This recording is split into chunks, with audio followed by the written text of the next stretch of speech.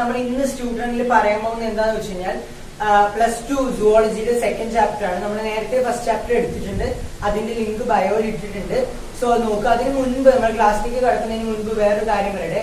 നമ്മളിപ്പം ഒരു rapid course live sessions വെച്ച് നമ്മളൊരു ക്ലാസ് കൊടുക്കുന്നുണ്ട്. അത് ഓൺഗോയിങ് ആയിട്ട് പോയിക്കൊണ്ടിരിക്കുന്നു. നമ്മൾ 2 മാസം കൊണ്ട് ഫോക്കസ് പോയിന്റ് കംപ്ലീറ്റ് ആയിട്ട് കവർ ചെയ്യുമെന്നാണ് പറഞ്ഞിട്ടുണ്ടായിരുന്നത്. സോ അത് ഓൺഗോയിങ് ആയി പോയിക്കൊണ്ടിരിക്കുന്നുണ്ട്. പക്ഷെ ഇപ്പൊ കുറെ കുട്ടികൾ വീണ്ടും ചെയ്യണം എന്ന് പറഞ്ഞിട്ടുള്ളത് കൊണ്ട് നമ്മൾ ഫെബ്രുവരി 1 മുതൽ മാർച്ച് ലാസ്റ്റ് വരെ നമ്മൾ ചെയ്യുന്ന രീതി, ഫെബ്രുവരി അവസാനം മാർച്ചിന്റെ തുടക്കം വരെ, മാർച്ച് 17 എക്സാം വരുന്നത്. സോ അതിനുള്ളിൽ നമ്മൾ തീർക്കുന്ന പോലെ നമ്മൾ സ്റ്റാർട്ട് ചെയ്യാൻ പോവാണ്. ഫിസിക്സ്, കെമിസ്ട്രി ആൻഡ് മാത്സ് ഈ 3 സബ്ജക്ട്സ് ആണ് ഉള്ളത്. സോ നിങ്ങൾ തീർച്ചയായിട്ടും താല്പര്യമുള്ളവർ തീർച്ചയായിട്ടും ഞങ്ങളെ കോൺടാക്ട് ചെയ്യുക, ഒന്ന് കോൾ ചെയ്യുക, അല്ലെങ്കിൽ വാട്സപ്പിൽ മെസ്സേജ് ചെയ്യുക. സോ നിങ്ങൾക്കും ജോയിൻ ചെയ്യാവുന്നതാണ്. ഓക്കെ, അപ്പൊ നമുക്ക് ഇനി ക്ലാസ്സിലേക്ക് പോവാം. ക്ലാസ്സിൽ നമ്മൾ പറയാൻ പോകുന്ന അടുത്ത ചാപ്റ്റർ എന്ന് പറഞ്ഞാൽ ശരിക്കും ടെക്സ്റ്റിലെ 4th ചാപ്റ്റർ ആണ്, റീപ്രൊഡക്റ്റീവ് ഹെൽത്ത്. നമ്മുടെ റീപ്രൊഡക്ഷനും കാര്യങ്ങളും ഒക്കെ നമ്മൾ കഴിഞ്ഞ ക്ലാസ്സിൽ പറഞ്ഞിട്ടുണ്ടായിരുന്നു. ഇനി റീപ്രൊഡക്ഷൻ കഴിഞ്ഞു, അതായത് ബർത്ത് ഒക്കെ കഴിഞ്ഞു കഴിഞ്ഞാൽ എന്താണ്, എങ്ങനെയാണ് നോക്കേണ്ടത്, അല്ലെങ്കിൽ എന്താണ് പ്രഗ്നൻസി ടൈമിൽ നോക്കേണ്ട ഹെൽത്ത് കെയർ എങ്ങനെയാണ്, പ്രഗ്നന്റ് ആവാതിരിക്കാൻ എന്തൊക്കെയാണ് ചെയ്യുന്നത്, അങ്ങനെയുള്ള കുറെ കാര്യങ്ങൾ റീപ്രൊഡക്റ്റീവ് റിലേറ്റഡ് ആയിട്ടുള്ള ഹെൽത്തും കാര്യങ്ങളും ഒക്കെയാണ് ഈ ചാപ്റ്ററിൽ പറയാനായിട്ട് പോകുന്നത്. അപ്പൊ അതിൽ ആദ്യത്തെ ടോപ്പിക് എന്ന് പറയുന്നത് എന്താണ്? Population stabilization and birth control ആണ്. എന്താണ് population stabilization and birth control എന്ന് ഉദ്ദേശിക്കുന്നത്? എന്താണ് പോപ്പുലേഷൻ സ്റ്റെബിലൈസേഷൻ എന്ന് പറഞ്ഞാൽ? സ്റ്റെബിലൈസ് എന്ന് പറഞ്ഞാൽ എന്താ? ഈ കൺട്രോൾ ചെയ്യുക അല്ലെങ്കിൽ ഈക്വൽ ആക്കുക, ആവശ്യത്തിന് മാത്രം എന്നുള്ളതാണ് സ്റ്റെബിലൈസേഷൻ ആണ്. അപ്പൊ പോപ്പുലേഷനെ സ്റ്റേബിൾ ആക്കുക, ആവശ്യത്തിന് മാത്രം പോപ്പുലേഷൻ ആൻഡ് ബർത്ത് കൺട്രോൾ, അതിനെ തുടർന്ന് ഉണ്ടാവുന്ന അല്ലെങ്കിൽ അതിന് ആവശ്യമായിട്ടുള്ളത് ബർത്ത് കൺട്രോൾ ആണ്. അതായത് പ്രഗ്നൻസി, ഒരുപാട് കുഞ്ഞുങ്ങൾ ഉണ്ടാവുന്നത് തടയുക. ഇപ്പൊ ചൈനയൊക്കെ പറയുകയാണെങ്കിൽ ഒരു കുട്ടി എന്നുള്ള ഒരു നയം ചൈന കൊണ്ടുവന്നിട്ടുണ്ടായിരുന്നു. നമ്മുടെ ഇവിടെ എന്ന് പറഞ്ഞാൽ നാം ഒന്ന് നമുക്ക് 2 എന്നുള്ളതാണ് നമ്മുടെ നോർമലിയുടെ മുദ്രാവാക്യം. പക്ഷെ ചിലര് 3, 4, 5, 6 ഒക്കെ കുട്ടികളാവുന്നവരുണ്ട്. സോ അങ്ങനെയുള്ള സമയത്താണ് എന്ത് പോപ്പുലേഷൻ ഭയങ്കരമായിട്ട് കൂടുന്നത്. ഇപ്പൊ നമുക്ക് ജീവിക്കാൻ സ്ഥലമില്ലാത്തൊരു സിറ്റുവേഷൻ ആയി, ആൾക്കാർ വരുന്നവരൊക്കെ വീട് വെച്ച് മാറിക്കൊണ്ടിരിക്കുകയാണ്. സോ പോപ്പുലേഷൻ എന്ന് പറഞ്ഞാൽ ഇൻക്രീസ് ആയിക്കൊണ്ടിരിക്കുകയാണ്. സോ പോപ്പുലേഷൻ കൺട്രോൾ ചെയ്യുക എന്നുള്ളത് നമ്മുടെ ഇവിടുത്തെ ആവശ്യമാണ്, നമ്മളുടെ വേൾഡിന്റെ തന്നെ ആവശ്യമാണ്. പോപ്പുലേഷൻ റിസോഴ്സസ് കുറഞ്ഞത് കൊണ്ട് തന്നെ പോപ്പുലേഷൻ കൺട്രോൾ ചെയ്യുക എന്നുള്ളത് എല്ലാവരുടെയും ആവശ്യമാണ്. അതാണ് പോപ്പുലേഷൻ കൺട്രോൾ ചെയ്യാൻ ചിലപ്പോൾ ചിലർ വിചാരിക്കും എത്ര കുട്ടികളായാൽ എന്താണ്, അത് നമ്മുടെ ഇഷ്ടമല്ലേ എന്ന് നിങ്ങൾ വിചാരിക്കും. സമ്മതിച്ചു, നമ്മുടെ ഇഷ്ടമാണ്. പക്ഷെ ഈ ആൾക്കാർക്കൊക്കെ ഉപയോഗിക്കാനുള്ള റിസോഴ്സസ് വേണം. ഇവർ വലുതാവുമ്പോൾ കല്യാണം കഴിക്കും, ഇവർക്ക് കുട്ടികളുണ്ടാവും, ഇതിനൊക്കെ റിസോഴ്സ് ആവശ്യമുണ്ട്. സോ ബർത്ത് കൺട്രോൾ ചെയ്യുക എന്നുള്ളതാണ് ഏറ്റവും നല്ലതായിട്ടുള്ള വഴി. എന്തുകൊണ്ട് പോപ്പുലേഷൻ കൂടുന്നു എന്നുള്ളതാണ് നമ്മൾ ആദ്യം നോക്കാൻ പോകുന്ന ഒരു 2-3 ഫാക്ടേഴ്സ് എന്ന് നമുക്ക് നോക്കാം. Increased health facilities and better living conditions. ഇപ്പൊ നമ്മുടെ ഹെൽത്ത് ഫെസിലിറ്റീസ് എന്ന് പറഞ്ഞാൽ നല്ലോണം പുരോഗമിച്ചു അല്ലെ. അതുപോലെ തന്നെ നമ്മുടെ ലിവിംഗ് ഫെസിലിറ്റീസ് എന്ന് പറയുന്നത് നല്ലോണം കൂടിയിട്ടുണ്ട്. സോ ഇതൊക്കെ കൂടിയതുകൊണ്ട് തന്നെ പോപ്പുലേഷനും കൂടാനുള്ള ഹെൽത്ത് ഫെസിലിറ്റീസും കാര്യങ്ങളൊക്കെ കൂടിയതുകൊണ്ട് തന്നെ പോപ്പുലേഷൻ കൂടാൻ വളരെ സാധ്യതയുണ്ട്. ഇനി അടുത്തെന്ന് പറഞ്ഞു കഴിഞ്ഞാൽ ഡെത്ത് റേറ്റ്, അതുപോലെ maternal mortality rate, infant mortality rate, അതായത് കുട്ടികൾ ജനിച്ചിട്ട് മരിക്കുക അല്ലെങ്കിൽ വയറ്റിൽ നിന്ന് തന്നെ മരിക്കുന്ന സിറ്റുവേഷൻസ്, അതുപോലെ മരണനിരക്ക് കുറയുക എന്നുള്ളതൊക്കെയാണ് എന്താ പറയാ പോപ്പുലേഷൻ കൂടാനുള്ള അടുത്ത ഒരു 3 ഫാക്ടേഴ്സ് എന്ന് പറയുന്നത്. ഇതൊക്കെ കൂടി കഴിയുമ്പോൾ ചിലയിടത്ത് കുട്ടികൾ ജനിക്കുമ്പോൾ തന്നെ മരിക്കുന്നു എന്ന് പറയുന്നത് നമ്മുടെ ഹെൽത്ത് ഫെസിലിറ്റീസ് നല്ലോണം ഇമ്പ്രൂവ് ആയതുകൊണ്ട് അങ്ങനെയുള്ള പ്രശ്നങ്ങളൊന്നും നമുക്കില്ല എന്നുള്ളതാണ്. അപ്പൊ അതുകൊണ്ട് തന്നെ നമ്മുടെ പോപ്പുലേഷൻ വളരെ കൂടുതലാണ്.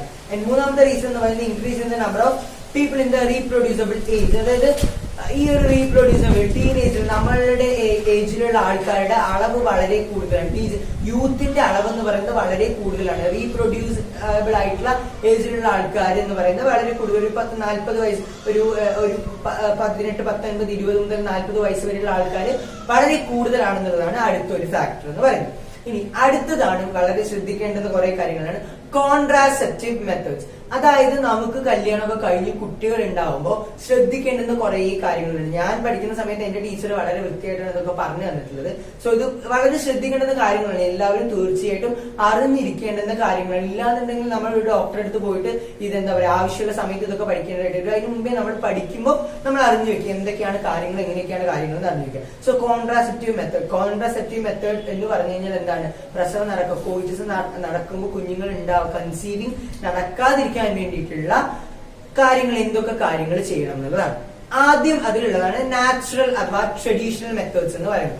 പേരിൽ തന്നെയാണ് നാച്ചുറൽ ആയിട്ട് പ്രകൃതിദത്തമായിട്ടുള്ള ചില മെത്തേഡ്സ് ഉണ്ട്. ആ മെത്തേഡ്സിനെ കുറിച്ച് പറയുന്നത്. അതിൽ ആദ്യത്തെയാണ് പീരിയോഡിക് അബ്സ്റ്റിനൻസ്. പീരിയോഡിക് അബ്സ്റ്റിനൻസ് എന്ന് പറയുമ്പോൾ തന്നെ നിങ്ങൾക്ക് പേരിന്ന് മനസ്സിലാവും, പീരീഡ്, അതായത് മെൻസ്ട്രേഷൻ റിലേറ്റഡ് ആയിട്ടുള്ള ഒരു പ്രക്രിയയാണ് ഈ പീരിയോഡിക് അബ്സ്റ്റിനൻസ് എന്ന്. അതുമായിട്ട് റിലേഷൻ ഉള്ള ഒരു പ്രക്രിയയാണ്. എന്താണെന്ന് നമുക്ക് നോക്കാം.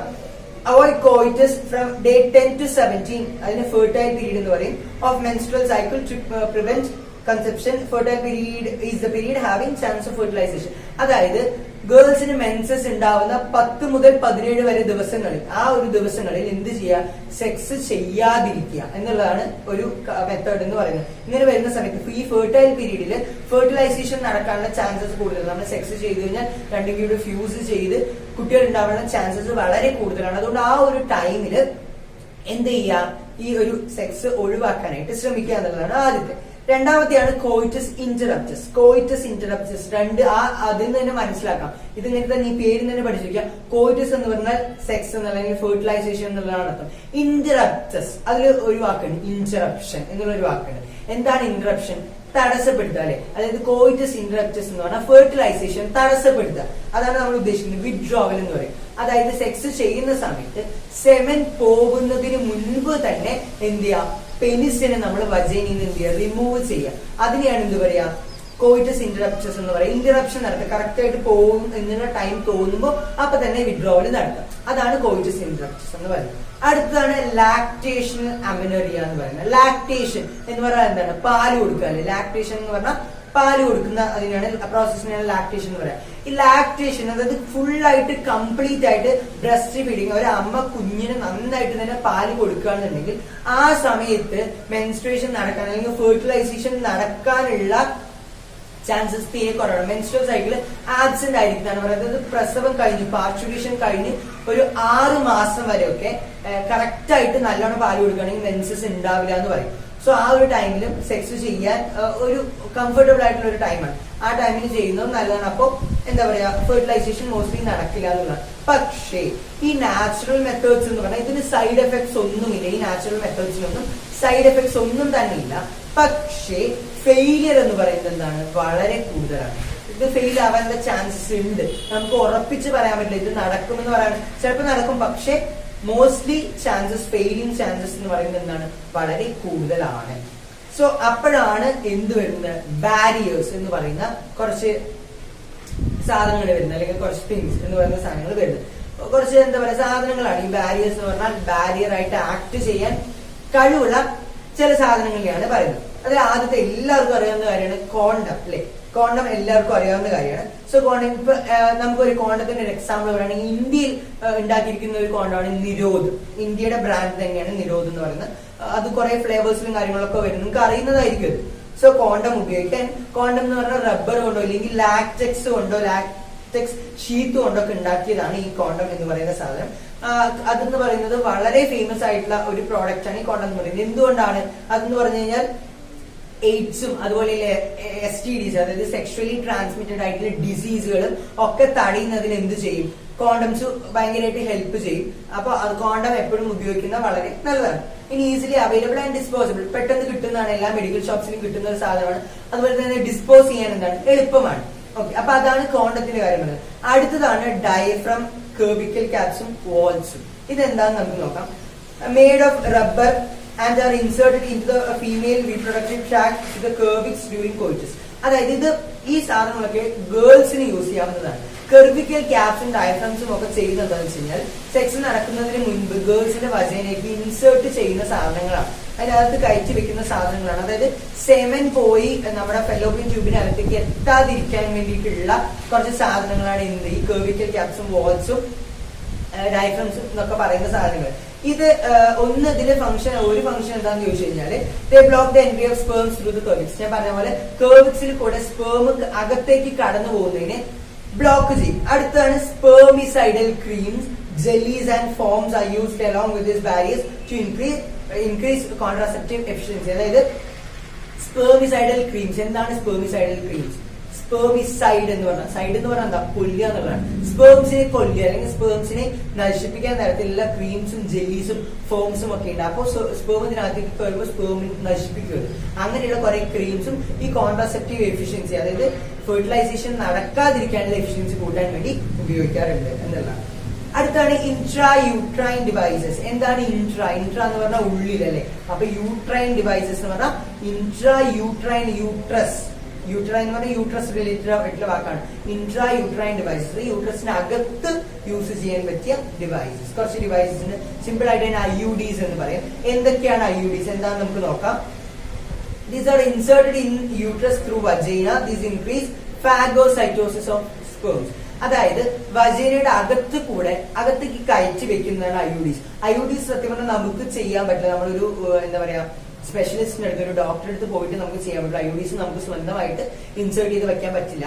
അങ്ങനെ കുറച്ച് ബുദ്ധിമുട്ടുകളൊക്കെ ഉണ്ട്. സോ IUDകൾ എന്ന് പറഞ്ഞു കഴിഞ്ഞാൽ എന്താണ് ഫാഗോസൈറ്റോസിസ്? നിങ്ങൾ പഠിച്ചിട്ടുണ്ടാവും. ഫാഗോസൈറ്റോസിസ് എന്ന് പറഞ്ഞു കഴിഞ്ഞാൽ ആവശ്യമില്ലാത്ത സാധനങ്ങളെ എൻഗൾഫ് ചെയ്ത് നശിപ്പിക്കും. ഒരു ബോൾ രൂപത്തിൽ ഇപ്പൊ അമീബ ഒക്കെ ഫാഗോസൈറ്റോസിസ് നടത്തും. എന്താണ് ചെയ്യുന്നത്? ഒരു സബ്സ്റ്റൻസ് എവിടെയുണ്ടെങ്കിൽ അത് പോയി മൊത്തം ഇതിനെ എൻഗൾഫ്, ഇതിനെ കവർ ചെയ്ത് അതിനെ നശിപ്പിക്കും എന്നുള്ളതാണ് സംഭവം. അപ്പൊ അതിനാണ് എൻഗൾഫിംഗ് അല്ലെങ്കിൽ ഫാഗോസൈറ്റോസിസ് എന്ന് പറയാം. സോ അതുപോലെ തന്നെ സ്പേംസിനെ ഫാഗോസൈറ്റോസിസ് വഴി ഇത് നശിപ്പിക്കും എന്നുള്ളതാണ് IUDsന്റെ കഴിവ് എന്ന് പറയുന്നത്. സോ IUDs എന്ന് പറയുന്നത് പ്രഗ്നൻസി ഡിലേ ചെയ്യിക്കാനും അതുപോലെ സ്പേസ് ചിൽഡ്രൻ, അതായത് ഒരു കുട്ടി ഉണ്ടായി ഈ അടുത്തൊന്നും കുട്ടി വേണ്ട, ഒരു 4-5 വർഷം കഴിഞ്ഞ് കുട്ടി മതി എന്നൊക്കെ ഉണ്ടെങ്കിൽ ഈ എന്താ പറയുക IUDs വെക്കുന്നത് നല്ലതായിരിക്കും. IUDs നമുക്ക് റിമൂവ് ചെയ്യാൻ പറ്റും. ആ ടൈം കഴിഞ്ഞ് നമുക്ക് മതി എന്ന് തോന്നുന്ന ടൈമിൽ നമുക്ക് പോയി വീണ്ടും ഹോസ്പിറ്റലിൽ പോയിട്ട് എന്ത് ചെയ്യാം, IUDsനെ റിമൂവ് ചെയ്യിപ്പിക്കാനായിട്ട്, എടുത്തു മാറ്റാനായിട്ട് പറ്റും. സോ അതുവരെ സെക്സ് ഒക്കെ ചെയ്യണം എന്നുണ്ടെങ്കിൽ മനുഷ്യരല്ല, അപ്പോൾ അതൊക്കെ എന്തായാലും നടക്കുന്ന ഒരു കാര്യങ്ങളാണ്. സോ അത് നമുക്ക് അത്രയും ഡിലേ ഒന്നും ചെയ്യാൻ പറ്റില്ല. സോ അങ്ങനെ ഒരു സിറ്റുവേഷനിൽ ഇങ്ങനെ IUDs ഒക്കെ നമുക്ക് എന്ത് ചെയ്യും, ഉപയോഗിക്കാൻ പറ്റും. IUDs ഒക്കെ വളരെ സേഫ് ആയിട്ടുള്ള സാധനങ്ങളാണ്, അത് നമുക്ക് ഉപയോഗിക്കാനായിട്ട് പറ്റുമെന്നുള്ളതാണ്. ഈ IUDs എന്ന് പറയുന്ന കുറെ ടൈപ്സ് ഉണ്ട്. അതിൽ ആദ്യത്തെയാണ് non medicated IUDs. Non medicated എന്ന് പറഞ്ഞാൽ നിങ്ങൾക്ക് പേര് തന്നെ മനസ്സിലാവും, മെഡിക്കേഷൻ ഇല്ലാത്ത, മരുന്നുകളൊന്നും ഇല്ലാത്ത IUDകൾ. അതെന്താണ് ചെയ്യുന്നത്? They retard sperm motility, also have spermicidal effect. എന്ന് പറഞ്ഞാൽ സ്പേം മോട്ടിലിറ്റി, സ്പേമിന്റെ മൂവ്മെന്റിനെ റിട്ടാർഡ് ചെയ്യും, സ്പേമിന് മൂവ് ചെയ്യാനുള്ള കഴിവില്ലാതെയാക്കും. അതുപോലെ തന്നെ സ്പെർമിസൈഡൽ എഫക്ട് ഉണ്ട്, സ്പേംസിനെ കൊല്ലുകയും ചെയ്യും. അതിന് എക്സാമ്പിൾ ആണ് ലിപ്പിൾസ് ലൂപ്പ് എന്ന് പറഞ്ഞ ഒരു IUDയുടെ എക്സാമ്പിൾ ആണ് നോൺ മെഡിക്കേറ്റഡ് IUD. അടുത്ത IUD ഏതാണ്? അടുത്ത IUD ആണ് കോപ്പർ റിലീസിംഗ് IUDs. പേരിൽ തന്നെയാണ് ഈ IUD ഇൻട്രാ യൂട്രൈൻ ഡിവൈസസ് കോപ്പറിനെ റിലീസ് ചെയ്യും. കോപ്പർ എന്തോ ഒരു ഫംഗ്ഷൻ ഉണ്ട്, അതുകൊണ്ടാണല്ലോ അത് അങ്ങനെ ചെയ്യുന്നത്. അപ്പൊ എന്താണെന്ന് നമുക്ക് നോക്കാം. Cu ions suppress motility and fertilizing capacity of sperms. സ്പേമുകളുടെ മോട്ടിലിറ്റിനെ സപ്രസ് ചെയ്യും, നിർത്തും. അതുപോലെ തന്നെ ഫെർട്ടിലൈസ് ചെയ്യാനുള്ള കപ്പാസിറ്റി, സ്പേംസിന്റെ ഫെർട്ടിലൈസ് ചെയ്യാനുള്ള കപ്പാസിറ്റി എന്ത് ചെയ്യും, ഇല്ലാതാക്കും. അതാണ് കോപ്പർ IUDs ചെയ്യുന്നത്. ഇനി അതിന്റെ എക്സാമ്പിൾ ആണ് CUT, Cu7, മൾട്ടിലോഡ് 375. ടെക്സ്റ്റിൽ ഒരു കൊടുത്തിട്ടുണ്ട്, CUTയുടെ ഒരു എക്സാമ്പിൾ കൊടുത്തിട്ടുണ്ട്, നോക്കിയാൽ മനസ്സിലാവും. ഇനി അടുത്താണ് ഹോർമോൺ റിലീസിംഗ് IUDs. ഹോർമോൺസ് എന്ന് പറഞ്ഞാൽ നിങ്ങൾക്ക് അറിയാം ഏതൊക്കെയാണ്, പ്രൊജസ്ട്രോണും ഈസ്ട്രോജനും ഒക്കെയാണ് എന്താ പറയുക നമ്മളുടെ ഹോർമോൺസ് എന്ന് പറഞ്ഞാൽ അതിനെ കൺട്രോൾ ചെയ്യാണ്. They make the uterus unstable for implantation and cervix hostile to the sperms. അതായത് നമ്മളുടെ കർവിക്സ് എന്ന് പറയുന്നത് അല്ലെങ്കിൽ യൂട്രസ് എന്ന് പറയുന്നത് ഇംപ്ലാന്റേഷൻ നടക്കാനുള്ള കപ്പാസിറ്റി ഇല്ലാണ്ടാക്കും, അതിനുള്ള ബലം ഇല്ലാണ്ടാക്കും. അതുപോലെ തന്നെ സ്പേംസിന് അവിടെ സർവൈവ് ചെയ്യാൻ പറ്റാത്ത ഒരു കണ്ടീഷൻ, ഹോസ്റ്റൈൽ എന്ന് പറഞ്ഞാൽ അത് എന്താ പറയാ അതിന് നേരെ ഒരു ശത്രുവിനെ പോലെയാണ് ആ ഒരു സിറ്റുവേഷൻ ക്രിയേറ്റ് ചെയ്യും. അതാണ് ഹോസ്റ്റൈൽ സ്പേംസ്, അതിന് അവിടെ ജീവിക്കാൻ പറ്റാത്തൊരു സിറ്റുവേഷൻ വരും. ഇനി അടുത്ത എക്സാമ്പിൾ ആണ് പ്രോജസ്ട്രാറ്റ്, LNG-20 പ്രോജസ്ട്രാറ്റും ഒക്കെ ഹോർമോൺ റിലീസിംഗ് ആയിട്ടുള്ള IUDs ആണ്, ഓർത്ത് വയ്ക്കുക. അടുത്തതാണ് ഓറൽ കോൺട്രാസെപ്റ്റീവ്സ് ഒരുപാട് പേര് ഉപയോഗിക്കുന്നുണ്ട്. അതായത് കഴിക്കുന്ന, ഓറൽ എന്ന് പറഞ്ഞാൽ വായ എന്നുള്ളതാണ്. അപ്പൊ കഴിക്കുന്ന മെഡിസിൻസ് ആണ് ഉദ്ദേശിക്കുന്നത്, ഇങ്ങനെയൊന്നും അല്ലാതെ മെഡിസിൻസ്, ഗുളികകൾ കിട്ടും, ടാബ്ലറ്റ്സ് കിട്ടും. സോ അത് ഏതൊക്കെയാണെന്ന് നമുക്ക് നോക്കാം. ഓറൽ അഡ്മിനിസ്ട്രേഷൻ ഓഫ് പ്രോജസ്ട്രോൺ, അതായത് ശരിക്കും കഴിക്കുന്ന ഹോർമോൺസ് കൺട്രോൾ ചെയ്യാനുള്ള മെഡിസിൻസ് ആണ്. പ്രോജസ്ട്രോണും ഈസ്ട്രോജനും ഒക്കെ കൺട്രോൾ ചെയ്യാനുള്ള മെഡിസിൻസ് ആണ് ഈ ഓറൽ കോൺട്രാസെപ്റ്റീവുകൾ എന്ന് പറയുന്നത്. പിൽസ് എന്ന് പറയുന്നത് 21 days ആണ് കഴിക്കുന്നത്. എപ്പോഴാന്ന് പറഞ്ഞു കഴിഞ്ഞാൽ ആ മെൻസ്ട്രൽ സൈക്കിൾ തുടങ്ങി കഴിഞ്ഞു, ഗേൾസ് ആണ് കഴിക്കുന്നത്. മെൻസ്ട്രൽ സൈക്കിൾ തുടങ്ങി കഴിഞ്ഞാൽ ആദ്യത്തെ ഒരു 5 ദിവസത്തിനുള്ളിൽ തന്നെ നമ്മൾ സ്റ്റാർട്ട് ചെയ്യണം. എന്നിട്ട് 21 ദിവസം വരെ ഇത് കണ്ടിന്യൂ ചെയ്ത് വേണം. ഈ ഒരു ടൈമിൽ സെക്സ് ചെയ്താലൊന്നും എന്താ പറയാ ഫെർട്ടിലൈസേഷൻ നടക്കില്ല. പക്ഷെ ഗുളിക വൃത്തിയായിട്ട് കഴിച്ചിട്ടുണ്ടാവണം, ഇല്ലാന്നുണ്ടെങ്കിൽ പെട്ടുപോകും. സോ അതുകൊണ്ട് വൃത്തിയായിട്ട് ഗുളിക കഴിക്കുക എന്നുള്ളതാണ് വഴി എന്ന് പറയുന്നത്. ഇത് ശേഷം ഈ മെൻസ്ട്രൽ സൈക്കിൾ നടന്ന ശേഷം പിന്നെയും വീണ്ടും ഇത് റിപ്പീറ്റ് ചെയ്യണം. ഈ പ്രോസസ് റിപ്പീറ്റ് ചെയ്തുകൊണ്ടേയിരിക്കണം. അങ്ങനെയാണ് ഓറൽ കോൺട്രാസെപ്റ്റീവുകൾ എടുക്കുന്നത്. അതിനൊരു ഇന്ത്യയുടെ ഒരു പ്രോഡക്റ്റ് എന്ന് പറയുന്നതാണ് സഹൈൽ. സഹൈൽ എന്ന് പറഞ്ഞാൽ സുഹൃത്ത് എന്നുള്ള അർത്ഥമൊക്കെയാണ്. So Saheli the new oral contraceptive for females ആണ്. അത് ഉണ്ടാക്കിയിരിക്കുന്ന വളരെ ഇമ്പോർട്ടന്റ് ആണ്, പഠിച്ചു വയ്ക്കുക. സെൻട്രൽ ഡ്രഗ് റിസർച്ച് ഇൻസ്റ്റിറ്റ്യൂട്ട് ആണ് CDRI, ലക്നൌവിലുള്ള സെൻട്രൽ ഡ്രഗ് റിസർച്ച് ഇൻസ്റ്റിറ്റ്യൂട്ട് ആണ് ഈ സഹൈൽ എന്ന് പറയുന്ന മെഡിസിൻ ഉണ്ടാക്കിയിരിക്കുന്നത്. അത് സ്റ്റെറോയിഡുകൾ വളരെ കുറവാണ്, സ്റ്റെറോയിഡ്സ് ഒന്നും ഇല്ലാത്തൊരു മെഡിസിൻ ആണ്, വളരെ തീരെ കുറവാണ്. നോൺ സ്റ്റെറോയിഡിലാണ്, ഇല്ലാതെ അങ്ങനെ തന്നെ പറയാം.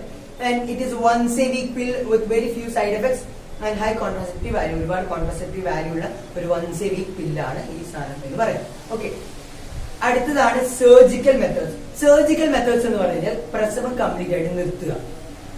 അതിനാണ് സത്യം പറഞ്ഞാൽ സർജിക്കൽ മെത്തേഡ്സ് ഹെൽപ്പ് ആവുന്നത്. പിന്നീട് ഒരിക്കലും പ്രസവം നമുക്ക് ക്യാരി ചെയ്യുമ്പോൾ ക്യാരി ചെയ്യാൻ പറ്റില്ല, മെയിൽസിനാണെങ്കിൽ സ്പേം പ്രൊഡ്യൂസ് ചെയ്യാൻ പറ്റില്ല. ഇവിടെ എന്താ ചെയ്യുന്നതെന്ന് ചോദിച്ചു കഴിഞ്ഞാല് നമ്മുടെ ട്യൂബ്യൂൾസ്, അതായത് മെയിൽസിലാണെങ്കിൽ ഇതിനെ വാസെക്ടമി എന്ന് പറയും, ഫീമെയിൽസിലാണെങ്കിൽ ട്യൂബെക്ടമി എന്ന് പറയും. ഇവിടെ എന്താ ചെയ്യുന്നത് വളരെ സിമ്പിൾ ആയിട്ട്, ഞാൻ ഓവറായിട്ട് വലിച്ചു നീട്ടാതെ പറഞ്ഞില്ല.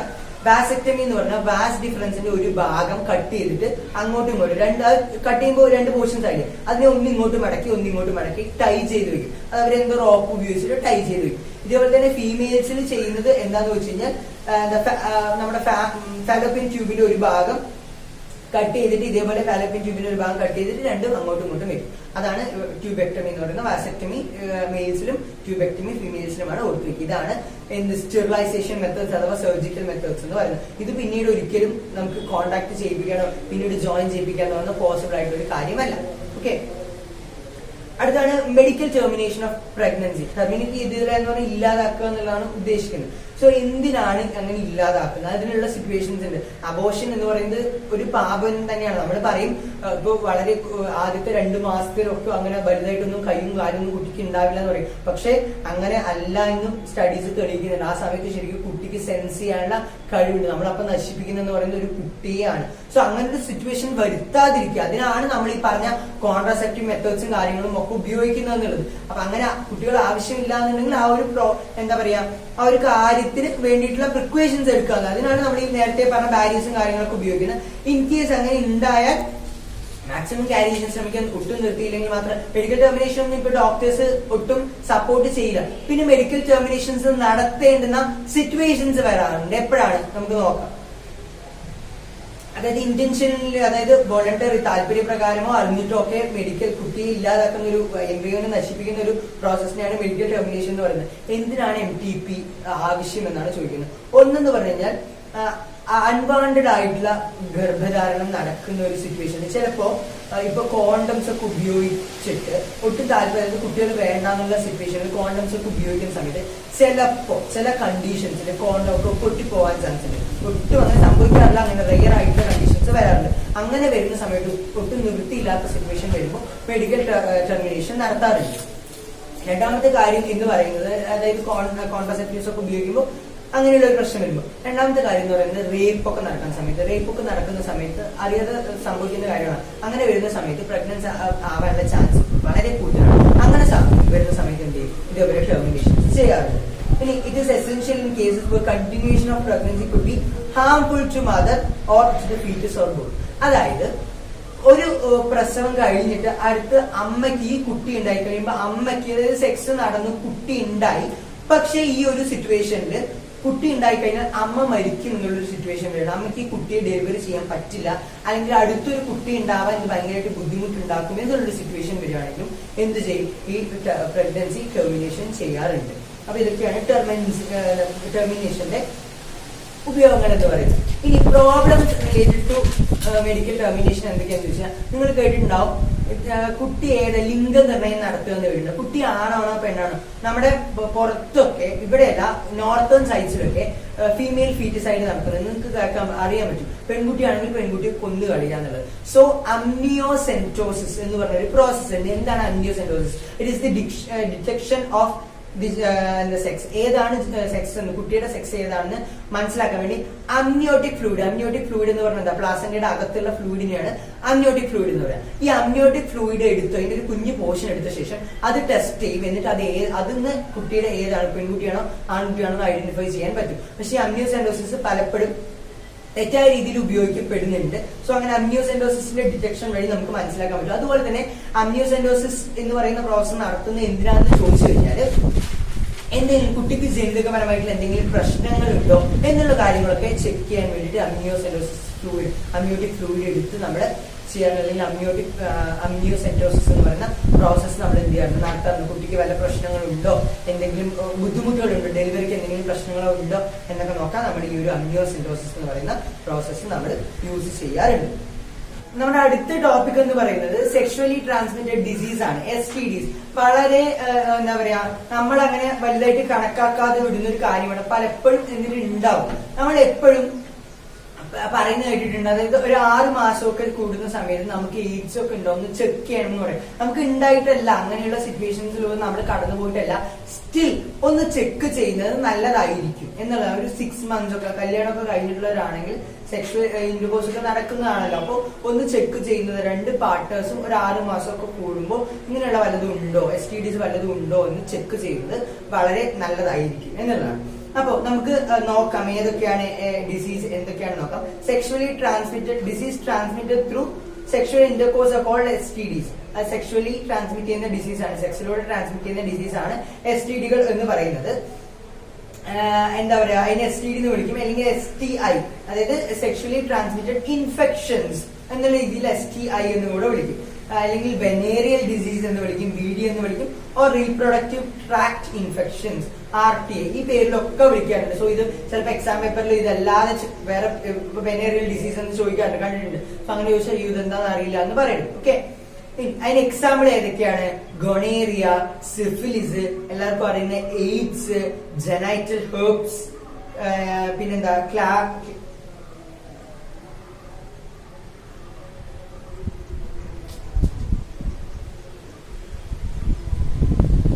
അതിന് എക്സാമ്പിൾ ഏതൊക്കെയാണ്? ഗൊണേറിയ ഉണ്ട്, സിഫിലിസ് ഉണ്ട്, ജനൈറ്റൽ ഹെർബ്സ് ഉണ്ട്, ജനൈറ്റൽ വാട്സ് ഉണ്ട്, പിന്നെ ഹെപ്പറ്റൈറ്റിസ് ബി. അതിന് എക്സാമ്പിൾ ഏതൊക്കെയാണ്? ഗൊണേറിയ ഉണ്ട്, സിഫിലിസ് ഉണ്ട്, ജനൈറ്റൽ ഹെർബ്സ് ഉണ്ട്, ജനൈറ്റൽ വാട്സ് ഉണ്ട്, പിന്നെ ഹെപ്പറ്റൈറ്റിസ് ബി, എല്ലാവർക്കും അറിയുന്ന എയ്ഡ്സ്. ഇതൊക്കെ ഇതിന് എക്സാമ്പിൾ ആണ്, ഈ ഒരു സെക്ഷുവലി ട്രാൻസ്മിറ്റഡ് ഡിസീസിനുള്ള എക്സാമ്പിൾ ആണ്. സോ ഇതിനുള്ള പ്രിവെൻഷൻസ് എന്തൊക്കെയാണ്? ഒന്നെന്ന് പറയുന്ന അൺനോൺ പാർട്ട്നേഴ്സുമായിട്ടും അല്ലെങ്കിൽ മൾട്ടിപ്പിൾ പാർട്ട്നേഴ്സുമായിട്ടുള്ള സെക്ഷുവൽ ഇന്റർകോഴ്സ് ഒഴിവാക്കുക. ഇപ്പം പുറത്തൊക്കെ പോയിട്ടുള്ളവരാണെങ്കിൽ അവർക്ക് ഒരാളുമായിട്ടുള്ള എന്താ പറയുക, ഒരാളുമായിട്ടൊന്നും ആയിരിക്കില്ല സെക്ഷുവലി ബന്ധമുണ്ടാവുക. കുറെ പീരീഡൊക്കെ സെക്സ് ചെയ്യുന്ന ആൾക്കാരൊക്കെ ഉണ്ട്, ചുമ്മാ ആ ഒരു എന്റർടൈൻമെന്റ് എന്നുള്ള രീതിയിൽ അങ്ങനെ ചെയ്യുന്ന ആൾക്കാരുണ്ട്. സോ അതൊക്കെ വളരെ ബുദ്ധിമുട്ടാണ്. അങ്ങനെയൊക്കെ ചെയ്യുന്ന സിറ്റുവേഷൻ ആണെങ്കിൽ തീർച്ചയായിട്ടും എന്താ പറയാ, കോണ്ടോം കാര്യങ്ങളൊക്കെ ഉപയോഗിക്കാനായിട്ട് തീർച്ചയായിട്ടും ശ്രമിക്കുക. ഇല്ലെന്നുണ്ടെങ്കിൽ അത് ബുദ്ധിമുട്ടാണ്. സെക്ഷുവലി ഡിസീസ്ഡ് അത് മൾട്ടിപ്പിൾ പാർട്ട്നേഴ്സ് ഉള്ളതാണെങ്കിൽ ഈ മൾട്ടിപ്പിൾ പാർട്ട്നേഴ്സിന് ആർക്കെങ്കിലും ഒരാൾക്ക് ഇങ്ങനെ ഒരു പ്രശ്നം ഉണ്ടെന്നുണ്ടെങ്കിൽ അത് നമുക്ക് വരും. നമ്മൾ പിന്നീട് വേറെ ആരെങ്കിലുമായിട്ട് ചെയ്യുന്ന സമയത്ത് അവർക്കും അങ്ങനെയാണ് ഇത് പരക്കുന്നത്. സെക്ഷുവലി തന്നെയാണ് ഈ ഡിസീസ് ട്രാൻസ്മിറ്റ് ചെയ്യുന്നത്. സോ അങ്ങനെയുള്ളവരുമായിട്ട് സെക്സ് ഒക്കെ ചെയ്യുന്ന സമയത്ത് ഇങ്ങനെയുള്ള കോൺട്രാസെപ്റ്റീവുകളും അതുപോലെ തന്നെ ബാരിയേഴ്സും ഒക്കെ ഉപയോഗിക്കാനായിട്ട് ശ്രമിക്കുക എന്നുള്ളതാണ്. ഇനി അടുത്തതെന്ന് പറയുന്ന ഞാൻ പറഞ്ഞു അൺനോൺ പാർട്ട്നേഴ്സായിട്ട് ഇങ്ങനെയുള്ളത് ചെയ്യാതിരിക്കുക. അത് ചെയ്യുന്നത്ര നല്ല ശീലമൊന്നുമല്ല, അത് ചെയ്യാതിരിക്കുക. എനിക്ക് അത്രയും നിർബന്ധമുള്ള ഒരാളാണെന്നുണ്ടെങ്കിലാണ് ഈ പറഞ്ഞ കാര്യങ്ങൾ, കോണ്ടം അങ്ങനെയുള്ള കാര്യങ്ങൾ ഉപയോഗിക്കുക. ഇനി in case of doubt go to qualified doctor. അതാണ് നമുക്ക് എപ്പോഴെങ്കിലും ഒരു ഡൗട്ട് തോന്നിക്കഴിഞ്ഞാൽ, അങ്ങനെ വല്ല ബുദ്ധിമുട്ടുള്ളതായിട്ട് തോന്നിക്കഴിഞ്ഞാൽ, എന്തെങ്കിലും അസുഖമുണ്ടെന്ന് നമുക്ക് അറിയാതെ പല അസുഖമൊക്കെ വന്നിട്ടുള്ളതായിട്ട് വരാം, അങ്ങനെ അറിയാതെ പല രീതിയിലും വരാൻ ചാൻസ് ഉണ്ട്. അങ്ങനെയൊക്കെ ഉണ്ടെന്നുണ്ടെങ്കിൽ, ഒരു കൺഫ്യൂഷൻ ഉണ്ടെന്നുണ്ടെങ്കിൽ തീർച്ചയായിട്ടും ഒരു മെഡിക്കൽ ഡോക്ടറെ അടുത്ത് പോയിട്ട് എന്ത് ചെയ്യാം, മെഡിക്കൽ ടെസ്റ്റ്, ക്ലിനിക്കൽ ടെസ്റ്റുകൾ നടത്തി കൺഫേം ചെയ്യിപ്പിക്കുക. മടി വിചാരിക്കരുത്. പലപ്പോഴും പലർക്കും ഉള്ള ഒരു പ്രശ്നമാണ് ഇങ്ങനെയുള്ള വല്ല പ്രശ്നങ്ങളുണ്ട് എന്നുണ്ടെങ്കിൽ, അല്ലെങ്കിൽ സെക്സ് ഓർഗൻസ് റിലേറ്റഡ് ആയിട്ടുള്ള വല്ല പ്രശ്നങ്ങളുണ്ടെങ്കിൽ പുറത്തു പറയില്ല, പേടിച്ചിരിക്കും. അങ്ങനെ ഒരു സിറ്റുവേഷൻസ് നിങ്ങളുടെ ഭാഗത്തു നിന്ന് വരാതിരിക്കട്ടെ. അങ്ങനെ ഉണ്ടെന്നുണ്ടെങ്കിൽ തീർച്ചയായിട്ടും ഒരു മെഡിക്കൽ കൺസൾട്ടന്റിനെ കണ്ട് നിങ്ങളുടെ കാര്യം ഡോക്ടറെ അടുത്ത് പറയാം, അവർ അതിനുള്ള പരിഹാരം പറഞ്ഞു തരും. സോ മടി ഒന്നും വിചാരിക്കരുത്. കാര്യം നമ്മളുടെ ലൈഫാണ്, നമ്മളെ ഇല്ലാതാക്കുന്നതെന്ന് പറയുന്നത്, നമ്മള് കേടുവരുത്തുന്നതെന്ന് പറയുന്നത് നമ്മളുടെ സ്വന്തമായിട്ടുള്ള ജീവിതമാണ്. സോ അത് നമ്മൾ ആലോചിച്ചിട്ട് പെരുമാറുക. നമ്മുടെ ഭാഗത്ത് നിന്ന് അങ്ങനെ ഒരു മൂവ്മെന്റ് ഉണ്ടാവട്ടെ, അങ്ങനെ എന്തെങ്കിലും പ്രശ്നങ്ങൾ വന്നു കഴിഞ്ഞാൽ. ഓക്കെ, അടുത്തെന്ന് പറഞ്ഞാൽ എന്താണ്? Infertility and assisted reproductive technologies, IART അല്ലെ. നമ്മൾ ഇന്ന് കഴിക്കുന്ന ഫുഡ്, നമ്മുടെ ലിവിങ് സ്റ്റൈൽ, ഇതൊക്കെ വെച്ചിട്ട് ഇന്ന് ഒരുപാട് ആൾക്കാർക്ക് കുട്ടികളില്ല നിങ്ങൾ കേട്ടിട്ടുണ്ടാവും എത്രയോ ആൾക്കാർ കുട്ടികൾ ഉണ്ടാവാൻ വേണ്ടി ആ ഡോക്ടേഴ്സിന്റെ അടുത്ത് അവിടെയും ഇവിടെയും ഒക്കെ പല ചികിത്സകളും ട്രീറ്റ്മെന്റ്സും ഒക്കെ നടത്തുന്നത് നിങ്ങൾ കേട്ടിട്ടുണ്ടാവും. ഇതിനൊക്കെ കാര്യം എന്ന് പറഞ്ഞു കഴിഞ്ഞാൽ നമ്മളുടെ ലൈഫ് സ്റ്റൈലും കാര്യങ്ങളൊക്കെയാണ്. ഇല്ലെങ്കിൽ ചിലപ്പോൾ ആക്സിഡന്റ്സ് പറ്റിയിട്ടോ അങ്ങനെ വല്ല കണ്ടീഷൻസും കാര്യങ്ങളൊക്കെ വന്നിട്ടും അങ്ങനെ സംഭവിക്കും. വന്ധ്യത എന്ന് മലയാളത്തിൽ പറയും. ഓക്കെ, അപ്പൊ അങ്ങനെയുള്ള ഇൻഫെർട്ടിലിറ്റി വന്നു കഴിഞ്ഞാൽ എന്താണ് അതിനുള്ള പരിഹാരം? ഇൻഫെർട്ടിലിറ്റി ആയി കഴിഞ്ഞാൽ എങ്ങനെയാണ് കുട്ടികൾ ഉണ്ടാവുക? കുട്ടികൾ ഉണ്ടാവേണ്ട മെത്തേഡ്സ് അപ്പോഴും ഉണ്ട്, അപ്പോഴും കുറെ കാര്യങ്ങളുണ്ട്. സോ എന്തൊക്കെയാണ് അതെന്നുള്ളത് നമുക്ക് നോക്കാം. അതിൽ ആദ്യത്തെയാണ് എന്താണ് ഇൻഫെർട്ടിലിറ്റി എന്ന് പറഞ്ഞാൽ, കല്യാണം കഴിഞ്ഞ് സെക്ഷൽ ഇന്റർകോഴ്സ് നടന്നിട്ട് 2 വർഷം കണ്ടിന്യൂസ് ആയിട്ട് നടക്കുന്നുണ്ട്, പക്ഷെ കുട്ടികൾ കൺസീവ് ചെയ്യാനുള്ള കപ്പാസിറ്റി ഇല്ല അല്ലെങ്കിൽ പറ്റുന്നില്ല എന്നുള്ള സിറ്റുവേഷൻ വരുമ്പോഴാണ് അതിന് ഇൻഫെർട്ടിലിറ്റി അല്ലെങ്കിൽ വന്ധ്യത എന്ന് പറയുന്നത്. ഓക്കെ, അപ്പോ അതെന്ന് പറയുന്നത് പല തരത്തിൽ പല കാരണങ്ങളും ഉണ്ടാവും. ഒന്ന് ഫിസിക്കൽ ആയിട്ടുള്ള കാരണങ്ങളും ഉണ്ടാവും, കോൺജെനിറ്റൽ അതായത് ജെനറ്റൽ ഓർഗൻസ് റിലേറ്റഡ് ആയിട്ടുണ്ടാവാം. പിന്നെ പലതരത്തിലുള്ള അസുഖങ്ങളുള്ളവർക്കും ഈ ഒരു പ്രശ്നം വരും. പിന്നെ ഡ്രഗ്സ്, പലതരത്തിലുള്ള മരുന്ന് കഴിക്കുന്നവരാണെങ്കിൽ, ഇല്ലെങ്കിൽ പലതരത്തിലുള്ള ഡ്രഗ്സ് യൂസ് ചെയ്യുന്നവരാണെങ്കിൽ, അതുപോലെ ഇമ്മ്യൂണോളജിക്കൽ നമ്മുടെ പ്രതിരോധവുമായി റിലേറ്റഡ് ആയിട്ടുള്ള കാരണങ്ങളുണ്ട്. അതുപോലെ സൈക്കോളജിക്കൽ മെന്റലി റിലേറ്റഡ് ആയിട്ടുള്ള സ്ട്രെസ്സും അങ്ങനെയുള്ള കാര്യങ്ങളൊക്കെ ഉണ്ടെങ്കിൽ പലപ്പോഴും വരാറുണ്ട്. സോ ഇതിന് ഒരുപാട് ടെക്നോളജീസ് ഉണ്ട്. ആ ടെക്നോളജീസിനെയാണ് അസിസ്റ്റഡ് റീപ്രൊഡക്റ്റീവ് ടെക്നോളജീസ് അല്ലെങ്കിൽ ആർട്ട് എന്ന് പറയുന്നത്. ഓക്കെ, അപ്പൊ അതിൽ ആദ്യത്തെയാണ് വളരെ പ്രോമിനന്റ് ആയിട്ട് നിൽക്കുന്ന ഒന്നാണ് കേട്ടിട്ടുണ്ടാവും, IVF ടെക്നോളജി എന്ന് കേട്ടിട്ടുണ്ട്. In vitro fertilization. എന്താണ് ഇൻ വിട്രോ? പലപ്പോഴും അറിഞ്ഞിരിക്കേണ്ട ഒരു ടേം ആണ് ഇൻ വിട്രോ. അത് ഇവിടെ മാത്രം വരുന്ന ടേം അല്ല. ഇൻ വിട്രോ പറഞ്ഞാൽ ഇൻസൈഡ് ലാബ് എന്നുള്ളതാണ്. ഇൻ വിട്രോ ആയിട്ട് നടക്കുന്ന ഇൻ വിട്രോ എക്സ്പെരിമെന്റ്സ് എന്ന് പറഞ്ഞാൽ എന്താണ്? ലാബിനകത്ത് നടക്കുന്ന എക്സ്പെരിമെന്റ്സ് ആണ് ഇൻ വിട്രോ എന്ന് പറഞ്ഞത്. സോ ഇൻ വിട്രോ ഫെർട്ടിലൈസേഷൻ എന്ന് പറഞ്ഞാൽ ലാബിൽ ഫെർട്ടിലൈസേഷൻ നടക്കാം. ഈ ഇൻ വിട്രോ ഫെർട്ടിലൈസേഷനായിട്ട് എപ്പോഴും ഒരു കൺഫ്യൂഷൻ വരാറുണ്ട്. ഞാനത് എന്താണെന്ന് പറഞ്ഞുതരാം. അല്ലെങ്കിൽ അതിനെ ടെസ്റ്റ് ട്യൂബ് ബേബി പ്രോഗ്രാം എന്ന് പറയുന്നത് നിങ്ങൾ കേട്ടിട്ടുണ്ടാവുമല്ലോ, ടെസ്റ്റ് ട്യൂബ് ബേബി എന്ന്.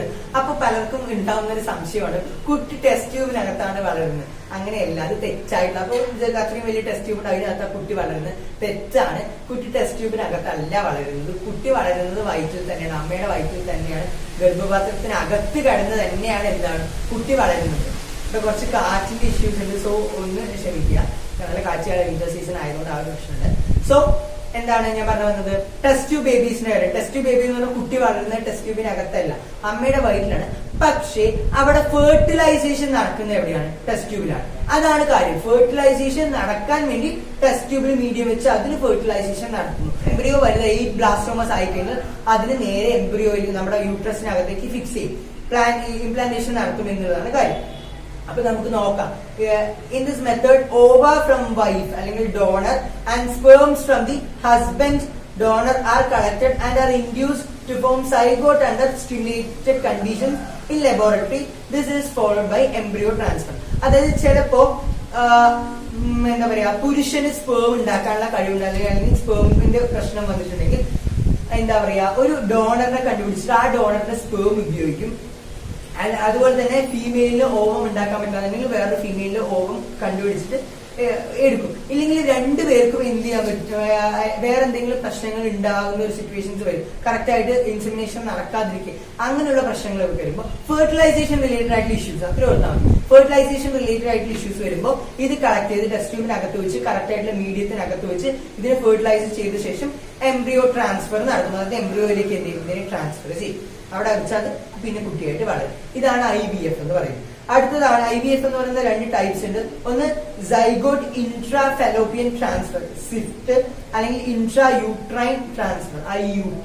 അപ്പൊ എന്താണ് സ്വിഫ്റ്റ് എന്ന് നോക്കാം. Zygote intra fallopian transfer. Transfer of zygote or early embryo up to 8 blastomas into the fallopian tube. അതായത് 8 ബ്ലാസ്റ്റോമസ് ആയിക്കഴിഞ്ഞാൽ അപ്പൊ തന്നെ ഫെലോപ്പിയൻ ട്യൂബിനകത്തേക്ക് നടക്കുക.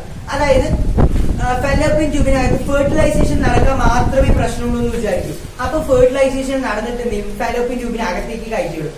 അവിടെ നിന്ന് അത് പിന്നെ ബ്ലാസ്റ്റോമസ് കൂടി കൂടി കൂടി വന്ന് എന്ത് ചെയ്യും, അത് നേരെ വന്ന് ഇവിടെ വന്ന് നമ്മുടെ എൻഡോമെട്രിയത്തിൽ വന്ന് എന്ത് ചെയ്യും, ഇംപ്ലാന്റേഷൻ നടക്കുമെന്നുള്ളതാണ്. പക്ഷെ അടുത്തൊരു കണ്ടീഷൻ, ഇംപ്ലാന്റേഷൻ നടക്കുന്ന ഈ ഒരു പ്രോസസ്സും ചെയ്യാൻ പറ്റാത്ത, ബാക്കി ഫെർട്ടിലൈസേഷൻ നടന്ന് ബാക്കിയുള്ള പ്രോസസ്സും ചെയ്യാൻ പറ്റാത്ത സിറ്റുവേഷൻ വരുമ്പോൾ ഡയറക്റ്റ് ആയിട്ട് എന്ത് ചെയ്യും, 8 ബ്ലാസ്റ്റോമസ് കഴിഞ്ഞിട്ട് 8 ബ്ലാസ്റ്റോമസും ഉണ്ടായിക്കഴിഞ്ഞാൽ അടുത്തൊരു സ്റ്റേജും കഴിഞ്ഞിട്ട് എന്ത് ചെയ്യും, അതിന് നമ്മുടെ യൂട്രസിലേക്ക് കടത്തിവിടുന്നുള്ളത്. അതാണ് ഇൻട്രാ യൂട്രൈൻ ട്രാൻസ്ഫർ എന്ന് പറയുന്നത്. Transfer of embryo with more than 8 blastomeres into the uterus. യൂട്രസിനകത്തേക്ക് 8 ബ്ലാസ്റ്റോമേഴ്സും ഉണ്ടായി കഴിഞ്ഞാൽ അതിൽ കൂടുതലായിട്ട് എന്ത് ചെയ്യാം, യൂട്രസിനകത്തേക്ക് കയറ്റി വിടുക എന്നുള്ളതാണ്. Embryo formed in vitro fertilization is also used for such transfer to assist those females cannot conceive. അതായത് ഇൻ വിട്രോ അല്ല ഇൻ വിവോ, അതായത് ഇൻ വിവോ ഫെർട്ടിലൈസേഷൻ എന്താണെന്നാണ് പറയുന്നത്. ഇൻ വിവോ ഫെർട്ടിലൈസേഷൻ എന്ന് പറഞ്ഞാൽ വേറെ ഒരു ഫീമെയിലിനകത്ത് ഉണ്ടായിട്ടുള്ള ഫെർട്ടിലൈസേഷൻ നടന്ന ആ ഒരു എംബ്രിയോനെ എടുത്ത് വേറൊരു സ്ത്രീക്ക് വെച്ചു കൊടുക്കുക. അതായത് അവർക്ക് കൺസീവ് ചെയ്യാൻ, ഈ ഒരു ഫെർട്ടിലൈസേഷൻ നടന്ന് കൺസീവ് ചെയ്യാൻ പറ്റാത്ത ഒരു സിറ്റുവേഷൻ വരുവാണെന്നുണ്ടെങ്കിൽ വേറൊരു സ്ത്രീ ഉണ്ടായതിനെ എന്ത് ചെയ്യും, ഫെർട്ടിലൈസ് ആയ ഒരു എഗ്ഗിനെ, ഒരു എംബ്രിയോനെ എടുത്തിട്ട് നമ്മൾ നേരെ ഇതിലേക്ക് വയ്ക്കുക. അതിനാണ് ഇൻ വിവോ എന്ന് പറയും. ഇൻ വിവോ എന്ന് പറഞ്ഞാൽ അവരുടെ അകത്ത് തന്നെ, ഹ്യൂമൻ ബോഡിയുടെ അകത്ത് ഫെർട്ടിലൈസ് ആയ എംബ്രിയോനെ എടുത്ത് വേറൊരാൾക്ക് റീപ്ലേസ് ചെയ്ത് വെക്കുക എന്നുള്ളതാണ് ഇൻ വിവോ ഫെർട്ടിലൈസേഷൻ എന്ന് പറയുന്നത്. ഓക്കെ, അടുത്താണ് ഗ്യാമേറ്റ് ഇൻട്രാഫാലോപ്പിയൻ ട്രാൻസ്ഫർ.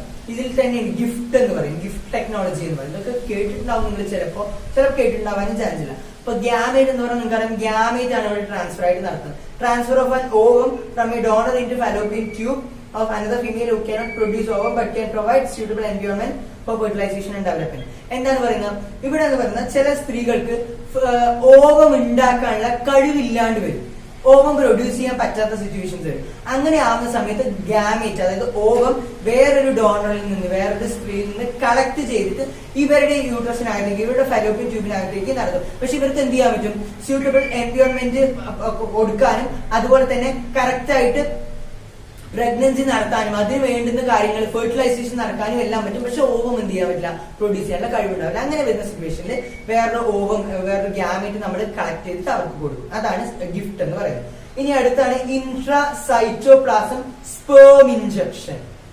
ഇത്ര നേരമൊക്കെ പറഞ്ഞത് ഫീമെയിൽ റിലേറ്റഡ് ആണ്. ഇനി ഇവിടെ മെയിൽ റിലേറ്റഡ് ആയിട്ട് പറയുന്നത് സ്പേം ഇൻജെക്ഷൻ, ICSI എന്ന് പറയും. എന്താണ് ICSI? ICSI എന്ന് പറഞ്ഞു കഴിഞ്ഞാൽ സ്പേം കൗണ്ട് ഒക്കെ കുറവുള്ള സിറ്റുവേഷൻസ് വരാറുണ്ട്. അത് മെയിൽസിലൊക്കെ സ്പേം കൗണ്ട് കുറവുള്ള സിറ്റുവേഷൻസ് വരാറുണ്ട്. അങ്ങനെ സ്പേം കൗണ്ട് കുറവുള്ള സിറ്റുവേഷൻ വരുന്ന സമയത്ത്, ഈ ഒരു സിറ്റുവേഷൻ വരുന്ന സമയത്ത് ഒരൊറ്റ സ്പേമിന്, വളരെ ഹെൽത്തി ആയിട്ടുള്ള ഒരു സ്പേമിന് മാത്രം എടുത്തിട്ട് ആ സ്പേമിനെ ഡയറക്റ്റ് ആയിട്ട് എന്ത് ചെയ്യും, ഇതൊരു ലാബ് പ്രോസസ് ആണ്, ഡയറക്റ്റ് ആയിട്ട് ഓവത്തിനകത്തേക്ക് കുത്തിവെക്കും. ഡയറക്റ്റ് ആയിട്ട് ഒന്നിനെ ഓവത്തിനകത്തേക്ക് നടത്തി ഫെർട്ടിലൈസേഷൻ നടത്തി അതിന് എംബ്രിയോ ട്രാൻസ്ഫർ നടത്തും എന്നുള്ളതാണ്. ഓക്കെ, ഇനി അടുത്തതാണ് ആർട്ടിഫിഷ്യൽ ഇൻസെമിനേഷൻ. ഇത് കേട്ടിട്ടുണ്ടോ? അത് വളരെ ഫേമസ് ആയിട്ടുള്ള ഒരു ടെക്നോളജിയാണ് ആർട്ടിഫിഷ്യൽ ഇൻസെമിനേഷൻ. ഇൻസെമിനേഷൻ എന്ന് പറഞ്ഞാൽ ഡയറക്റ്റ് കടത്തി വിടുക. നമ്മൾ പെനിസിൽ നിന്ന് വജൈനയിലേക്ക് സ്പേംസ് പോകുന്ന, സെമൻ പോകുന്നതിനെയാണ് ഇൻസെമിനേഷൻ എന്ന് പറയാം. ആ പ്രോസസ്സ് നമ്മൾ എന്ത് ചെയ്യണം, ആർട്ടിഫിഷ്യൽ ആയിട്ട് ചെയ്യാണ്. അതെങ്ങനെയാന്ന് നോക്കാം. Semen collected from husband or donor is artificially introduced into vagina or uterus of the female. അതായത് ഡയറക്റ്റ് ആയിട്ട് മെയിലിന് കളക്ട്, ചിലർക്ക് ഇൻസെമിനേഷൻ കറക്റ്റ് ആയിട്ട് നടക്കാത്ത പ്രോസസ് ഒക്കെ വരുന്നത്. അങ്ങനെയുള്ള സമയത്ത് അവരിന്ന് കളക്ട് ചെയ്ത സ്പേമിനെ എന്ത് ചെയ്യും, സ്പേമിനെ കളക്ട് ചെയ്ത ശേഷം അതിനെ നമ്മൾ ഡയറക്റ്റ് ആയിട്ട് യൂട്രസിനകത്തേക്ക് അല്ലെങ്കിൽ വജൈനയുടെ പുറത്തേക്ക് കൊണ്ടുവന്ന് നമ്മൾ ഇൻട്രൊഡ്യൂസ് ചെയ്യും. അവിടെ അത് ഫെർട്ടിലൈസേഷൻ നടന്നു. നോർമലി എങ്ങനെയാണോ സെക്സ് നടക്കുന്ന ആ ഒരു പ്രോസസ് തന്നെ കണ്ടിന്യൂസ് ആയിട്ട് നടന്നുകൊണ്ടിട്ടുള്ളതാണ്. Artificial insemination into the uterus is known as intrauterine insemination.